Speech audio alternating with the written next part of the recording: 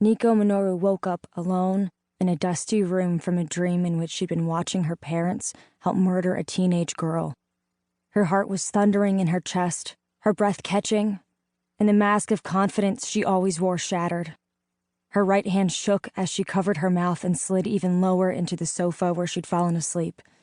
She steadied her breath, slowed her heart, forced the expression of naked horror on her face to subside into nothing. Confidence. Competence. Calm. Nico. The dream didn't come every night, not anymore, but every time it hit her the same, whether it had been 3 nights or 2 weeks since the last one, because the scene unfolding in her dream wasn't just a nightmare. It was a memory. She'd stood with her friends, who'd barely been her friends then, and they'd watched their parents murder that girl. Nico had seen the knife go in, seen the blood and the little O of pain and surprise formed by the girl's lips, and the bottomless sadness in her eyes as her life had slipped away. Then she had run. She and her friends, they'd all run away. Their parents were all dead now, but in a way they would be running from that moment forever, like their lives were one big haunted house they'd all shared, and that murdered girl wandered its halls as the ghost of everything they thought their lives might be. Nico sat up, and the book she'd been reading tumbled off her lap to the floor. She picked it up, scowling in disgust. She didn't have room in her life now for sorrow or self-pity. All she'd wanted this morning was a little peace and quiet. But she had not slept well last night, and so when she'd come upstairs for some alone time, some time to read her book, she drifted off instead. No more naps, she promised herself. I don't ever want to sleep again.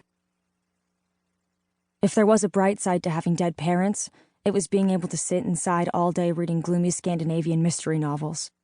When she'd adopted a neo-goth style, changing her clothes and makeup, she'd heard whispers behind her back at school, and some obnoxious comments to her face, suggesting that it was anything from a poseur facade to a cry for help. But all she'd been doing then and now was letting her exterior finally reveal the interior. She'd always been a girl who liked to sit inside and read novels about grim murders. The fact that she now got to do that very thing inside an abandoned insane asylum only made it that much better. Rancho Los Hermanos Hospital had been closed for 14 years, surrounded by corrugated metal fencing topped with barbed wire. Inside, the walls were covered with graffiti, and the evidence of vandalism was scattered everywhere, but the layer of dust that covered even the freshest graffiti was a decade old. Nobody had dared to come to this nut house in ages, mostly because after its closure, the former Hydra safe house in the sub-basement of the place had been seized by S.H.I.E.L.D., who'd kept it running for a while before budget cuts had caused the whole thing to be shut down.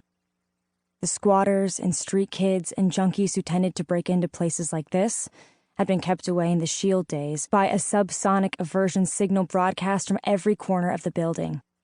Thanks to Chase, they'd managed to get that signal turned back on, and it worked like a charm, causing anyone who came too close to feel a subconscious discomfort and the desire to be somewhere else.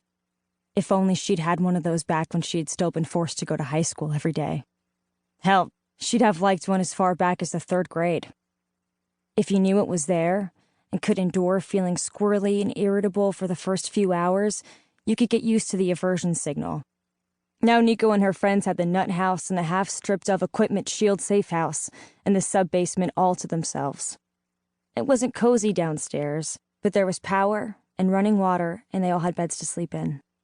It was a place to crash, a place they could be together without people trying to drag them back into the loving arms of Child Protective Services. Thanks to Chase, she thought. It made her smile to think of how much she and the others owed to Chase Stein. Even when she'd had a crush on him, she knew her interest had been purely shallow. Cute, sure. Hair a little too long, kind of broody, slightly older than she was. The kind of guy who would definitely have drawn her attention at school. Yes, to all of that. But she'd never thought of Chase as especially brilliant. And yet, he had been the one to find them this place. And the one before that, and the one before that, determined to keep them all together. Yeah, Nico and the others owed Chase a lot, though she'd figured they'd paid him back many times over by keeping him alive. Nico, Karolina, and Molly had powers. Gert had his psychic bond with Old Lace, her genetically engineered dinosaur from the future. Chase had a toolbox and a hacker's instincts. and he'd been loyal to them. Even after he'd turned 18, old enough that he could have stopped being a runaway and gotten himself a job, and a life without worrying about ending up in jail or foster care, he'd stuck by them. Nico knew part of the reason was that Chase had totally fallen for Gert. But she didn't think that was the only reason. The 5 of them were in this together, and Chase believed that as much as anyone.